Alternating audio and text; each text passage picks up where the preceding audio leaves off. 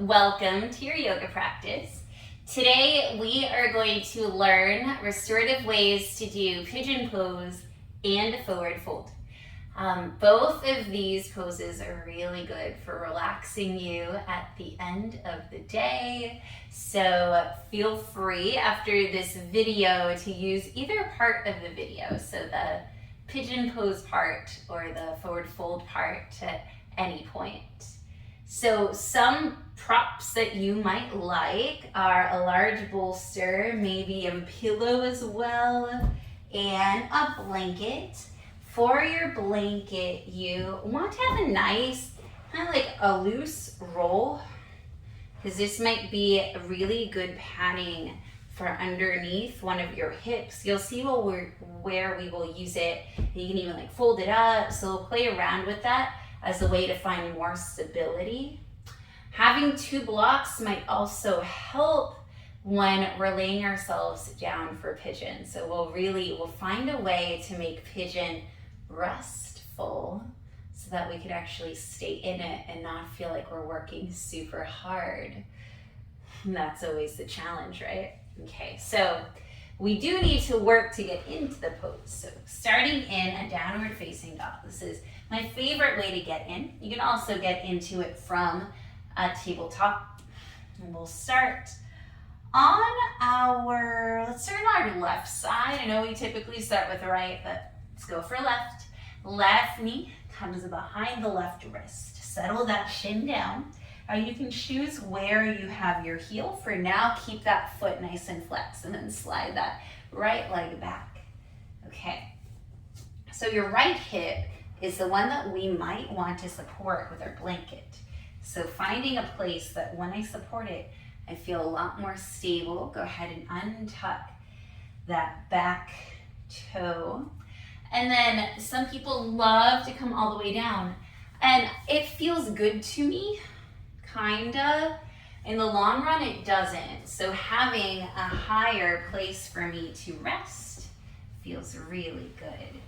So maybe you come over a bolster, or you can make the bolster even higher. You can have two bolsters, or if you don't have the luxury of multiple bolsters of the same size, I don't, you can put the bolster on top of two blocks, and then from here, find your place. And this actually feels very lovely. We want to try to get to a place where there is zero effort and it's just a lovely hip opening. Where are we feeling it? We might be feeling it on the outside of our left hip. That's where I feel it the most, and that's where we're releasing it. So take some time to adjust. So like for me, I do want to play around with the placement of that blanket and see if I can make it feel even better. It actually helped me a little bit.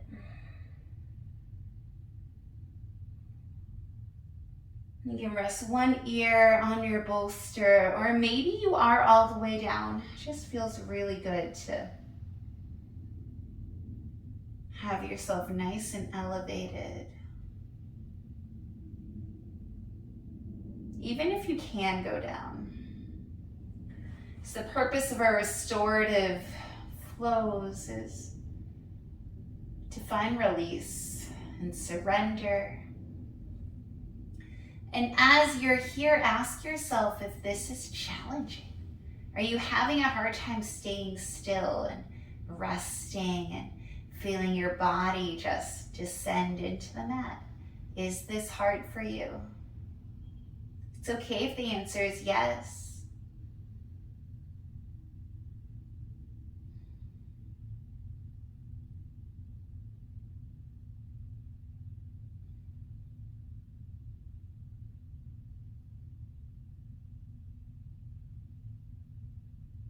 All right, let's undo this. So coming up, and then you can just move the props. My cat was just attacked by all the props. Scoop the blanket out from underneath you if you used it. Plant your hands down. Tuck the right toes under, and then come back. and you were in a position where your legs were kind of all twisted up, so pedal at the knees, do anything that feels good. And then this time, bring the right knee behind the right wrist, settling that right shin down and scooting the left hip back.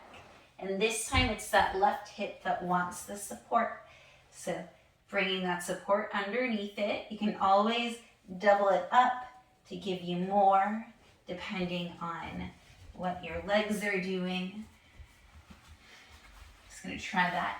And then bringing that bolster in front of you and finding a nice resting place here. And that actually feels very nice. This time feeling it alongside your right glute. And so you'll notice that my knee is almost aligned with the hip. You can also have it out a little bit. It all depends on how the sensation is talking to you. So I'm actually gonna stay with it like this. And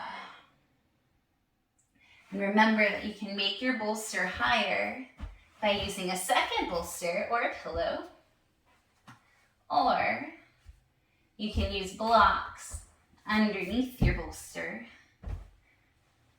So nice. Love good props. And if you ever look for props online, you'll see that bolsters can come in like a cylinder shape. They can also come in the rectangle. The cylinder is what I started with. It's the purple pillow that's behind me in the back. I honestly use the rectangle one a lot more. It's just a little bit more supportive. But they're both good. Good for different reasons. So keep allowing gravity to do its thing as you rest. Breathe nice and deep into this. Enjoying everything about it.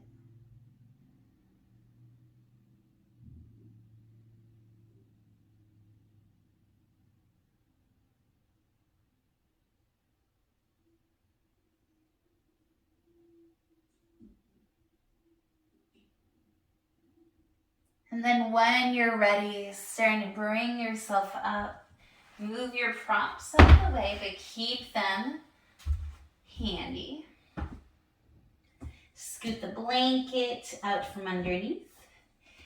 Press your hands down, tuck the left toes under, and then step back. Downward facing dog, give a little pedal to your knees, and then come through tabletop, cross your ankles, and then sit back. And we will find a nice forward fold here. So this is where we're going to experiment with what feels good.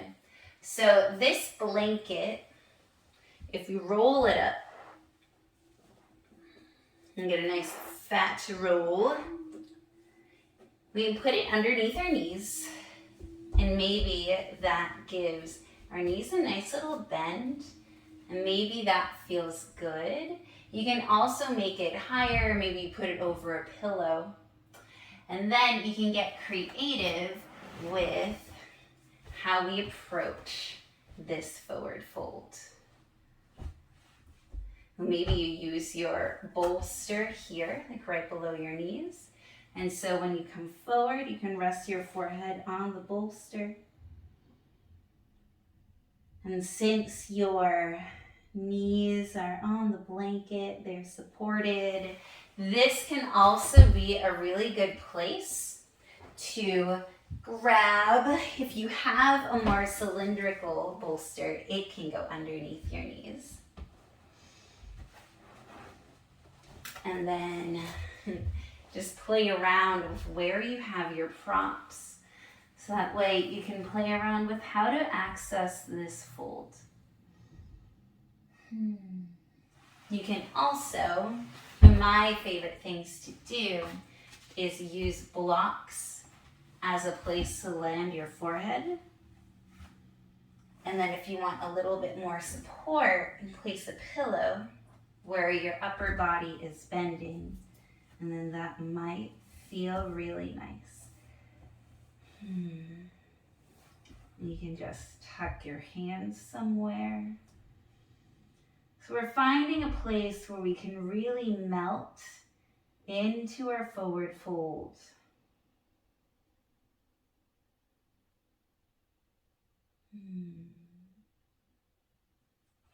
Without any strain. Finding a nice supportive place. Almost there. The block was a little too hard. So maybe using blanket on a block. Maybe getting rid of the blocks altogether and just allowing yourself to come forward any amount.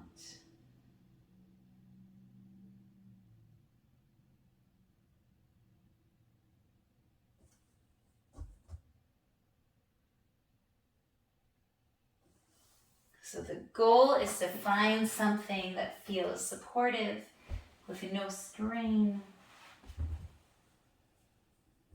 There we go.